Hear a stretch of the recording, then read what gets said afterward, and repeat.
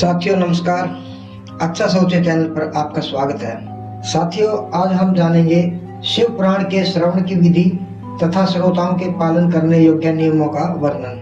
पहले किसी ज्योतिषी को बुलाकर दान मान से संतुष्ट करके अपने सहयोगी लोगों के साथ बैठकर बिना किसी विघ्न बाधा के कथा की समाप्ति होने के उद्देश्य से शुद्ध मुहूर्त का अनुसंधान कराए और प्रयत्न पूर्वक देश देश में स्थान स्थान पर यह संदेश भेजे कि हमारे यहाँ शिव पुराण की कथा होने वाली है। देश देश में जो भगवान शिव के भक्त हो तथा शिव कथा के श्रवण के लिए उत्सुक हो उन सबको आदर पूर्वक बुलवाना चाहिए और आए हुए लोगों का सब प्रकार से आदर सत्कार करना चाहिए। शिव मंदिर में, तीर्थ में अथवा घर में शिव पुराण की कथा सुनने के लिए उत्तम स्थान का निर्माण करना चाहिए। उसे सब और फल पुष्प आदि से तथा सुंदर चंदोवे से अलंकृत करें और चारों ओर ध्वजा पताका लगाकर तरह तरह के सामानों से सजाकर सुंदर शोभा संपन्न बना दें। भगवान शिव के प्रति सब प्रकार से उत्तम भक्ति करनी चाहिए।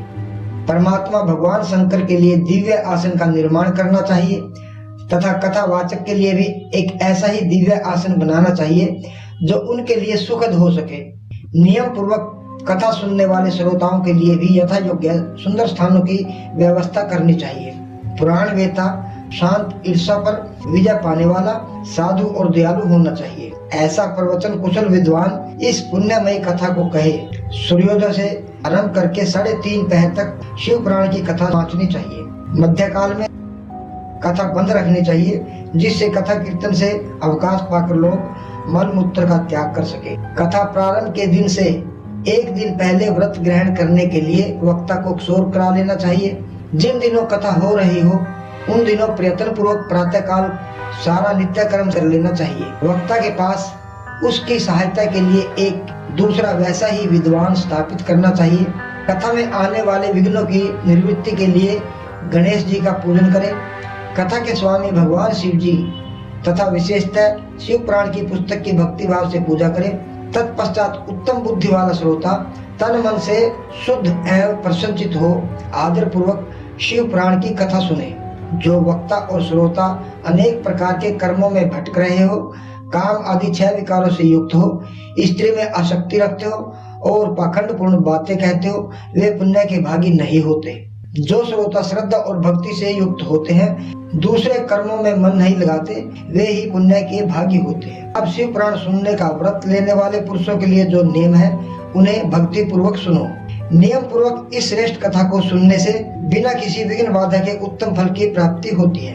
कथा सुनने की इच्छा वाले सब लोगों को पहले वक्ता से दीक्षा ग्रहण करनी चाहिए। जो लोग नियम से कथा सुने उनको ब्रह्मचर्य से रहना, भूमि पर सोना, पत्तल में खाना और प्रतिदिन कथा समाप्त होने पर ही अन्न ग्रहण करना चाहिए।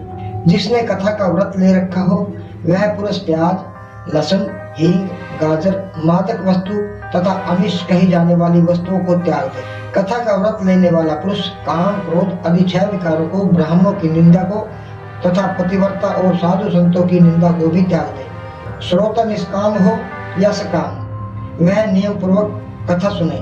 सकाम पुरुष अपनी अभिष्ट कामना को प्राप्त करता है और निष्काम पुरुष मोक्ष पा लेता है। दरिद्र, क्षय का रोगी, पापी, भाग्यहीन तथा संतान रहित पुरुष भी इस उत्तम कथा को सुने। इस तरह शिव पुराण की कथा के पाठ एवं श्रवण संबंधी यज्ञोत्सव की समाप्ति होने पर श्रोताओं को भक्ति एवं प्रयत्न पूर्वक भगवान शिव की पूजा की भांति पुराण पुस्तक की भी पूजा करनी चाहिए। विधि पूर्वक वक्ता का भी पूजन करना आवश्यक है। पुस्तक को आच्छादित करने के लिए नवीन एवं सुंदर बस्ता बनाए और उसे बांधने के लिए दृढ़ एवं दिव्य डोरी लगाए, फिर उसका विधिवत पूजन करें। इस प्रकार महान उत्सव के साथ पुस्तक और वक्ता की विधिवत पूजा करके वक्ता की सहायता के लिए स्थापित हुए पंडित जी का भी उसी के अनुसार धन आदि के द्वारा उससे कुछ ही कम सत्कार करें।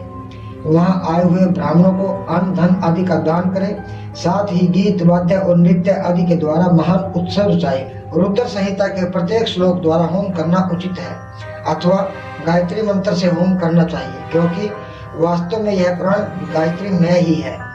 अथवा शिव पंचाक्षर मूल मंत्र से हवन करना उचित है। दोष की शांति के लिए भक्ति पूर्वक शिव सहस्त्र नाम का पाठ अथवा श्रवण करें। इससे सब कुछ सफल होता है, क्योंकि तीनों लोकों में उससे बढ़कर कोई वस्तु नहीं है। कथा श्रवण संबंधी व्रत की पूर्णता की सिद्धि के लिए 11 ब्राह्मणों को भोजन कराए और उन्हें दक्षिणा दे। इस पुराण के उस दान के प्रभाव से भगवान शिव का अनुग्रह पाकर पुरुष भय बंधन से मुक्त हो जाता है। इस तरह विधि विधान का पालन करने पर श्री संपन्न शिव पुराण संपूर्ण फल को देने वाला तथा भोग और मोक्ष का दाता होता है। जो सदा भगवान शिव का ध्यान करते हैं, जिनकी वाणी शिव के गुणों की स्तुति करती है और जिनके दोनों कान उनकी कथा सुनते हैं, इस जीव जगत में उन्हीं का जन्म लेना सफल है। वे निश्चय ही संसार सागर से पार हो जाते हैं। तो श्रोताओं, ये था शिव पुराण के श्रवण की विधि तथा श्रोताओं के पालन करने योग्य नियमों का वर्णन। आपको ये वीडियो कैसी लगी कृपया करके कमेंट बॉक्स में जरूर बताना। चैनल को सब्सक्राइब जरूर कर देना ताकि और भी आगे आने वाली ऐसी ही वीडियो आपको समय समय पर मिलती रहे। धन्यवाद। जय शिव शंकर, जय माता की, जय श्री कृष्ण।